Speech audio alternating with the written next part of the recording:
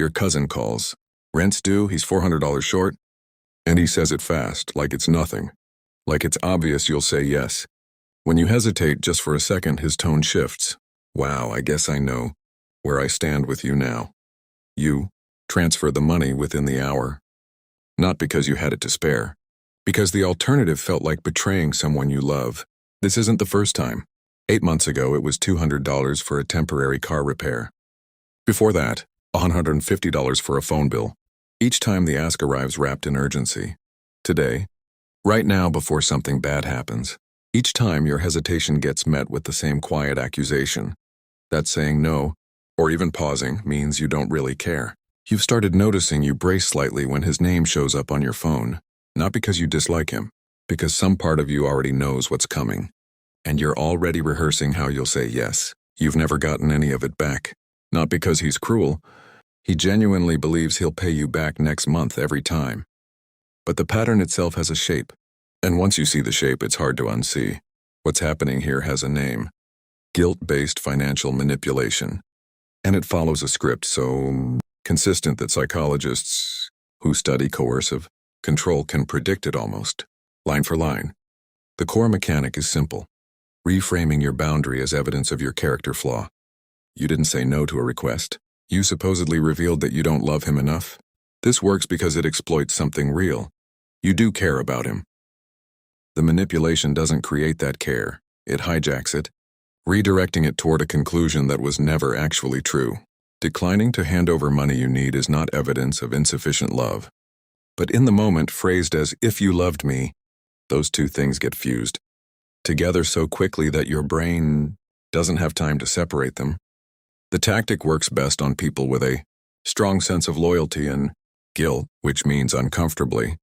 It works best on genuinely caring people. It's not a flaw in you that makes this effective. It's a feature in you that's being exploited. Here's what this actually costs beyond the immediate dollar amount.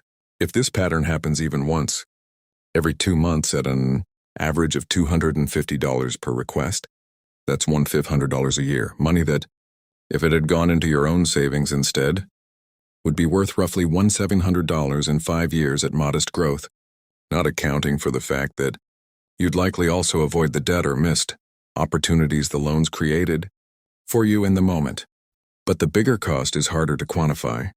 Every time you give in under guilt rather than genuine willingness, the tactic gets slightly reinforced as effective. You're not just losing money. You're teaching the relationship, without meaning to, that this specific lever works. Your friend Jasmine has a brother who tried this exact tactic on her 3 years ago, same urgency, same guilt-laced phrasing, almost word for word. The first time she paid, same as you. The second time she noticed the script, repeating and said something that surprised her as much as him.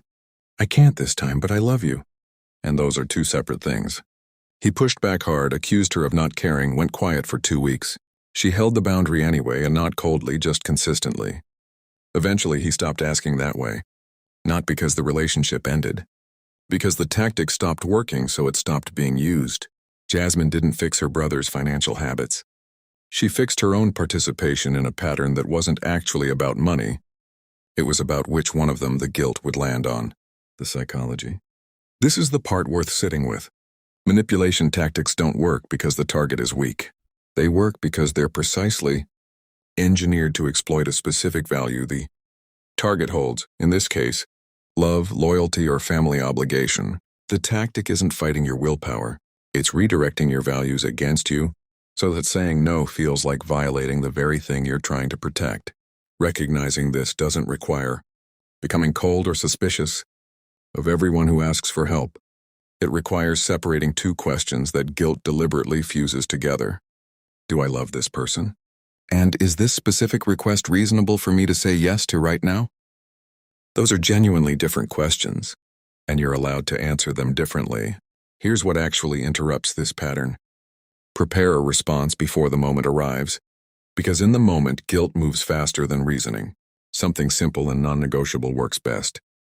"I can't help with that right now, but I still love you," said calmly, without justifying, defending, or over-explaining, since over-explaining is often exactly the opening. Manipulation tactics are designed to find. If pushback comes, And it usually does, at least the first few times. Expect it, and let it happen without rushing to fix the discomfort by reversing your answer. The discomfort of someone's disappointment is not evidence that you made the wrong call. It's often just evidence that the tactic used to work and now it doesn't. Love was never actually the thing being tested in that phone call. Your boundary was. The two get deliberately confused because confusion is what makes the tactic effective. But they were never the same question, and you were never obligated to answer them as if they were. You can love someone fully and still say no to a specific request. In fact, learning to do both at once might be the clearest form of love you can offer someone who's used to hearing yes.